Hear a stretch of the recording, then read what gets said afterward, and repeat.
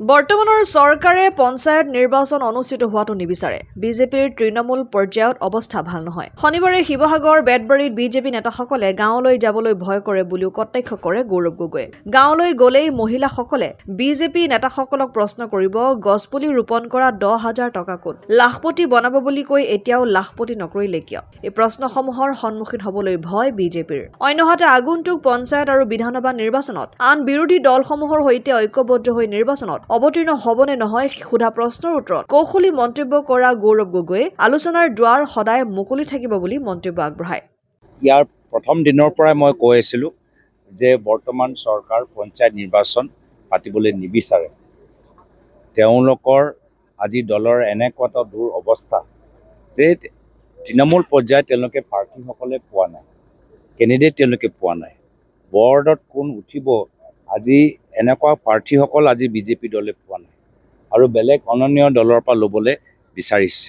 কিয়নো আজি কোনোৱে বিজেপি হয় গাঁৱৰ ভিতৰত সোমাব নোৱাৰে, কোনোৱে মহিলাসকলৰ ওচৰত যাব নোৱাৰে। গ'লেই মহিলাসকলে সুধিব যে তোমালোকে যে আমাক গছপুলি ৰুবলৈ ক'লা তাৰ 10,000 টকা ক'ত? গ'লেই আত্মসহায়ক গোটে সুধিব যে আমাক গোটেই দিনজোৰা যে তোমালোকে বহালা, লখপতি বাইদেউ ফৰ্ম চহী কৰালা, আমি লখপতিটো পোৱা নাই। এই প্ৰশ্নৰ উত্তৰ নথকাৰ বাবে আজি কোনোৱে বিজেপি দলৰ তৃণমূল পৰ্যায় কৰ্মী হ'বলৈ বিচৰা নাই বা প্ৰাৰ্থী হ'বলৈ বিচৰা নাই। আৰু সেই অৱস্থাৰ পৰা নিজকে বচাবলৈ আজি যথেষ্ট কৌশলেৰে তেওঁলোকে পঞ্চায়ত নিৰ্বাচন পাতিছে। যিদিনা তেওঁলোকে পঞ্চায়ত নিৰ্বাচন আয়োজন কৰে সেইদিনাই গোটেই তেওঁলোকৰ কথা বাস্তৱ কথাখিনি আজি জনপ্ৰিয়তা তেওঁলোকে হেৰুৱাইছে, এইখিনি কথা মুকলি হ'ব। আমি আশা কৰোঁ যে পঞ্চায়ত নিৰ্বাচন আমি সকলোৱে ৰাইজৰ আমি একত্ৰিত হৈ কংগ্ৰেছ দল একত্ৰিত হৈ আমি বৰ্তমান চৰকাৰৰ ওপৰত হেঁচা প্ৰয়োগ কৰিম যে সোনকালে তেওঁলোকে পঞ্চায়ত নিৰ্বাচন কোন তাৰিখে আয়োজন কৰা যাব, আৰম্ভ কৰা যাব, সোনকালে ঘোষণা কৰক। এটা পিছত এটা বাহানা বা কাৰণ লৈ তেওঁলোকে পিছুৱাই থাকিব নোৱাৰে। আমিতো সদায় আলোচনাপন্থী, আমি সদায় নিজৰ দুৱাৰ মুকলি কৰি ৰাখিছোঁ। আমি সদায় আলোচনাৰ যোগেদি আমি কথাখিনি পাতিবলৈ বিচাৰোঁ আৰু আলোচনাৰ কাৰণে আমাৰ দুৱাৰ সদায় মুকলি থাকিব।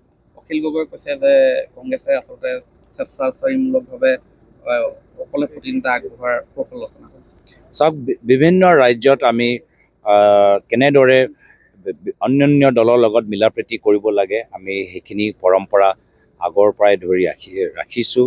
যোৱা লোকসভা নিৰ্বাচনত 14টা লোকসভা ছিটৰ ভিতৰত এটা লোকসভা ছিট আমি অন্য দলৰ অসম জাতীয় পৰিষদত আমি এৰি দিছোঁ।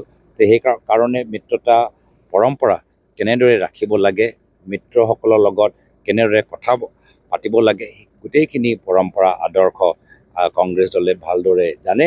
আৰু আকৌ কৈছোঁ যে আলোচনাৰ কাৰণে আমাৰ লগৰ দুৱাৰ সদায় মুকলি থাকিব। শিৱসাগৰৰ পৰা চৈয়দ মুস্তাকুৰ ৰহমানৰ ৰিপৰ্ট, অসম আদিত্য।